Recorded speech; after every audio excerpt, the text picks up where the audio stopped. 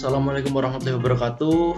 Perkenalkan, nama saya Endi Susilo, NIM 200401111097.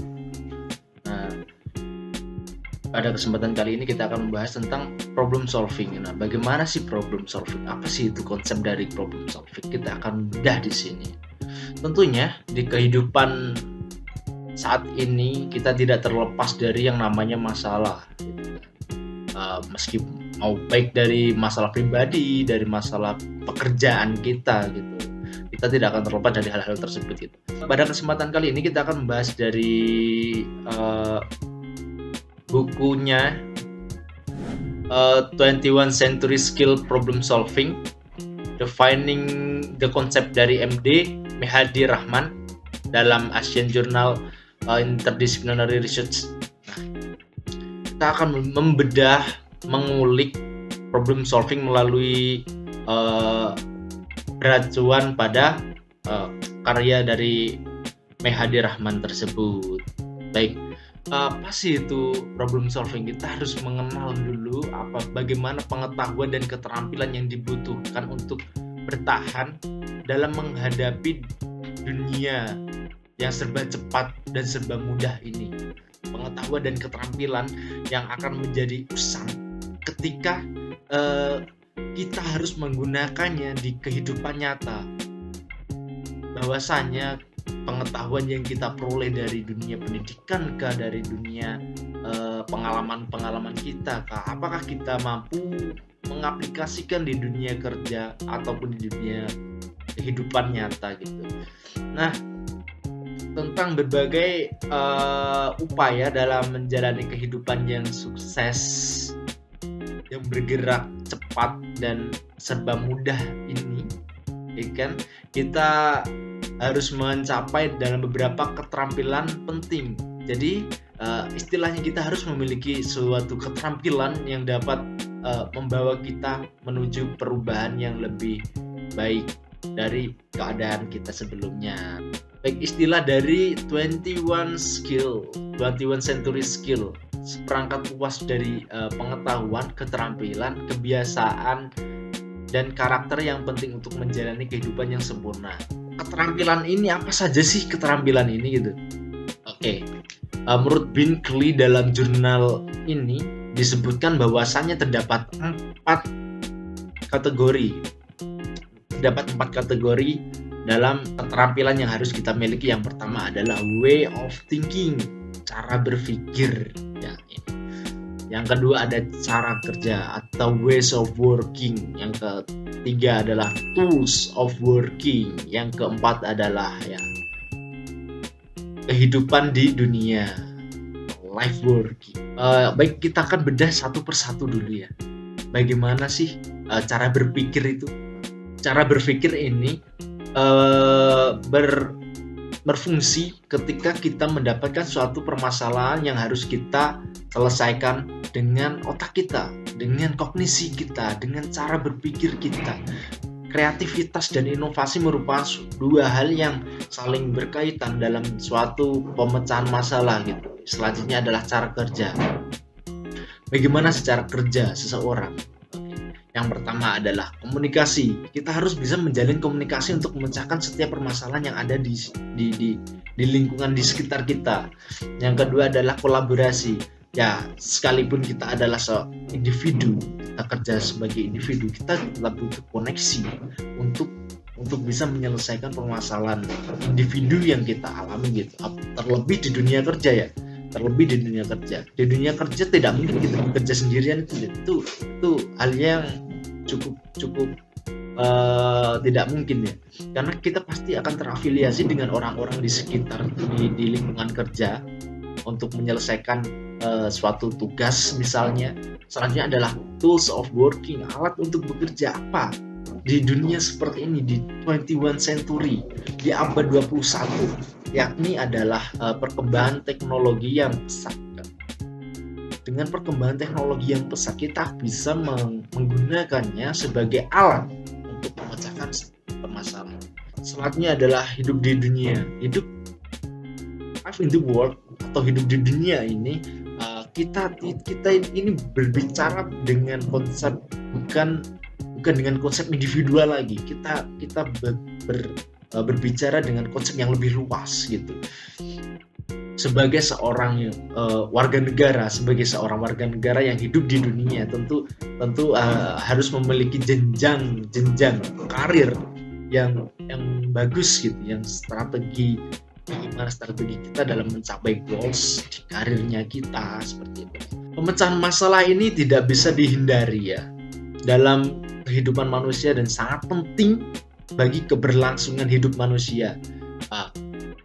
Hal tersebut adalah suatu alasan mengapa problem solving ini merupakan salah satu hal yang penting, suatu keterampilan yang penting yang harus dimiliki di dunia. Kita akan membahas yang pertama, apa sih masalahnya? Masalahnya apa gitu loh. Orang-orang melibatkan semacam pemecahan masalah dalam aktivitas sehari-harian mereka gitu. Namun semua masalah itu tidak selalu sama. Masalah yang ada di dalam hidup saya tidak sama dengan masalah hidup Anda. Terkadang kita akan kebingungan ketika kita dihadapkan pada permasalahan yang sebelumnya kita tidak ketahui, masalah mendesak yang sebelumnya kita tidak pernah jumpai di masa lalu kita, di pengalaman kita tidak. Jadi kita membutuhkan suatu proses berpikir untuk bisa memecahkan masalah tersebut gitu. Selanjutnya adalah bagaimana masalah itu terjadi. Nah, masalah itu bisa terjadi ketika kita dalam situasi tertentu untuk mencapai suatu tujuan atau keadaan yang harus terpenuhi, namun kita tidak tahu metode apa, cara apa dalam menyelesaikan masalah tersebut gitu. Terlebih masalah yang tidak bisa terprediksi dan masalah yang tidak teratur seperti itu. Baik, masalah itu bisa terjadi ketika suatu individu mempunyai suatu tujuan tetapi tidak mengetahui bagaimana tujuan tersebut ingin dicapai. Itu akan menimbulkan suatu masalah juga. Bila mana seseorang tidak dapat berpindah situasi, misal saya berada di suatu yang genting, saya tertimpa suatu masalah. Oke, apa yang akan saya lakukan? Saya akan move dari kondisi saya, dari permasalahan saya saat ini untuk bisa menuju ke keadaan yang lebih baik. Itu yang dimaksud dengan berpindahnya posisi. Di sini bisa mengertikan ya istilahnya seperti itu. Selanjutnya, dalam bahasa sederhananya, masalah itu dapat didefinisikan sebagai keadaan di dalam bidang kehidupan manapun di mana seseorang ingin mencapai suatu tujuan untuk menyelesaikan suatu tugas dalam jangka waktu tertentu.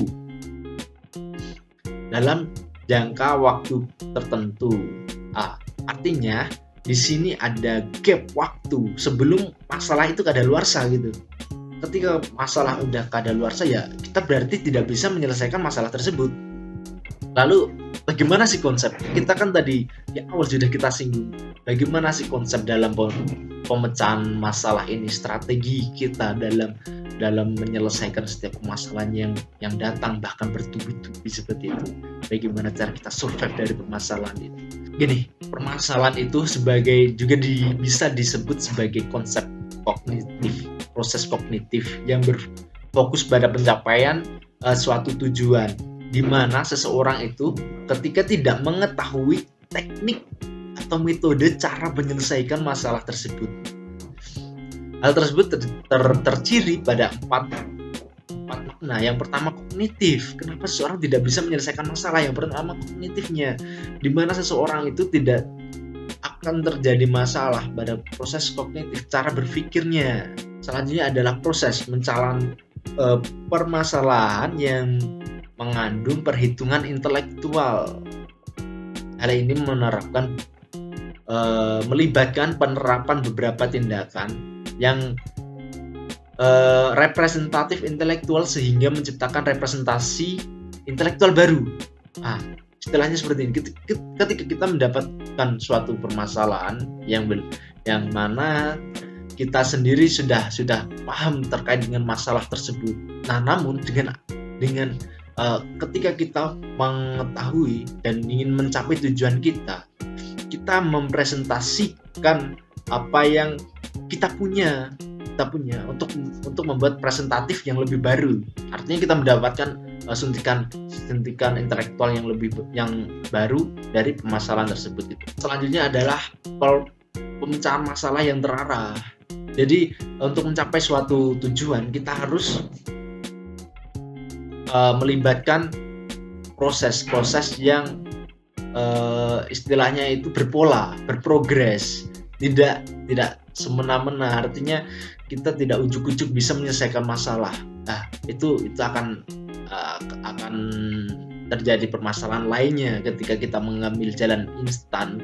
Nah, selanjutnya adalah pemecahan masalah pribadi. Nah, hal ini dipengaruhi lagi dipengaruhi oleh sistem kognitif kita, dipengaruhi oleh daya jelajah intelektual kita. Karena terkadang suatu masalah itu bagi seseorang bukanlah masalah yang sudah diketahui masalahnya. Artinya kita harus mengeksplor lagi supaya kita bisa menyelesaikan masalah tersebut gitu. Oke, jadi dapat disimpulkan berdasarkan empat kategorisasi tadi. Pemecahan masalah adalah sebuah proses intelektual yang mengeksplorasi penjelasan terhadap suatu masalah tertentu atau menemukan teknik untuk memahami tujuan yang diberikan. Nah, kita dibekali otak untuk digunakan sebagai fungsi kognitif secara maksimal, seperti berpikir analitis, generalisasi permasalahan, sintesis, dan pemecahan masalah.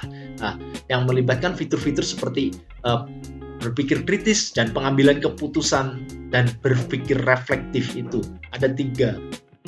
Oke, yang pertama berpikir kritis. Dengan kita berpikir kritis ini kita bisa mengasumsikan permasalahan yang kita alami saat ini untuk kita bisa mengambil keputusan ke depannya gitu.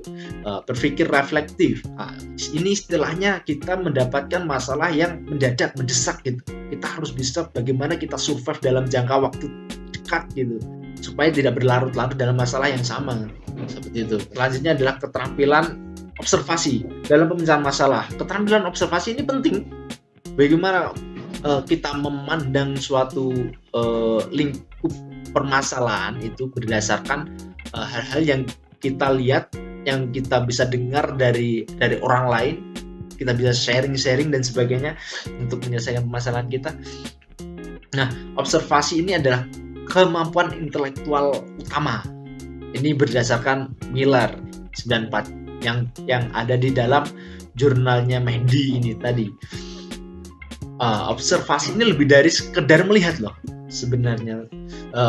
Hal ini juga mengacu pada seluruh panca indera yang kita miliki, 5 indera yang kita miliki, baik raba, mendengar, melihat juga masuk tentunya, ya kan. Selanjutnya observasi membantu mengingat rincian penyelidikan dan membantu pemecahan permasalahan, karena observasi ini merupakan elemen penting dan dalam keterampilan ilmiah lainnya seperti observasi sebagai alat lah istilahnya. Observasi ini sebagai alat dalam menyelesaikan masalah. Baik keterampilan dalam mengamati suatu permasalahan itu adalah suatu hal keterampilan yang penting bagi kita. Ketika kita mampu mengumpulkan data tentang suatu objek menggunakan seluruh panca indera kita, namun menurut Robinson dalam jurnal ini juga dijelaskan bahwasannya penyelidikan ilmiah itu terdapat 6 kategori ya. Yang pertama, klasifikasi, menguji, mencari pola, dan menyelidiki model, eksplorasi, dan membuat suatu atau mengembangkan sistem. Selanjutnya, berpikir kritis. Nah, berpikir kritis ini sangat penting dalam pemecahan masalah. Tentunya, berpikir kritis adalah keterampilan dalam pemecahan masalah yang saling berkaitan satu sama lain. Antara observasi tadi itu bisa dikombinasikan, dikombine dengan berpikir kritis. Keterampilan berpikir kritis dan pemecahan masalah ini mencakup keterampilan seseorang untuk menalar secara efisien, mengajukan pertanyaan yang jelas dalam memecahkan masalahnya, menguraikan dan menilai berdasarkan perspektif, berdasarkan tinjauan lain, melakukan refleksi kritis terhadap suatu pilihan atau prosedur tadi, metode, cara, ataupun teknik dalam menyelesaikan masalah. Kemampuan dalam menganalisis, memahami, dan mengevaluasi, lalu meringkas dan menghasilkan, sehingga hal tersebut dapat menghasilkan informasi baru yang dikenal dengan istilah berpikir kritis. Artinya apa? Berpikir kritis ini adalah skill yang kita peroleh dari menganalisis, memahami, lalu mengevaluasi, meringkas sebuah data atau bisa disebut dengan informasi yang pernah kita dapatkan, yang pernah kita dapat dari sharing maupun pengalaman pribadi ataupun dari sumber literatur yang lain seperti buku dan sebagainya. Mengidentifikasi cara berpikir kritis ini suatu proses yang kompleks, mencakup beberapa kemampuan dan sikap seperti menganalisis dari satu sudut pandang. Misalnya nih, dari sudut pandang saya dan dari sudut pandang rekan saya pasti memiliki sudut pandang yang berbeda, menilai bukti, mampu membaca yang tersirat, melihat, ya kita tahu permasalahan ini timbul tidak selalu wujud dengan permasalahan, artinya kita bisa menganalisis setiap hal-hal atau kejadian-kejadian yang ada di hidup kita untuk ini akan terjadi masalah seperti ini. Kita harus mampu untuk membaca hal-hal yang tidak tertinjau secara kasat mata, secara indrawi. Itu adalah kombinasi yang baik antara observasi tadi sebagai alat dari panca indera kita, lalu ada juga berpikir kritis, cara menganalisa hal-hal yang tidak tersirat, yang tidak dapat kita tangkap melalui panca indera kita. Refleksikan permasalahan, lalu ada kita menarik kesimpulan.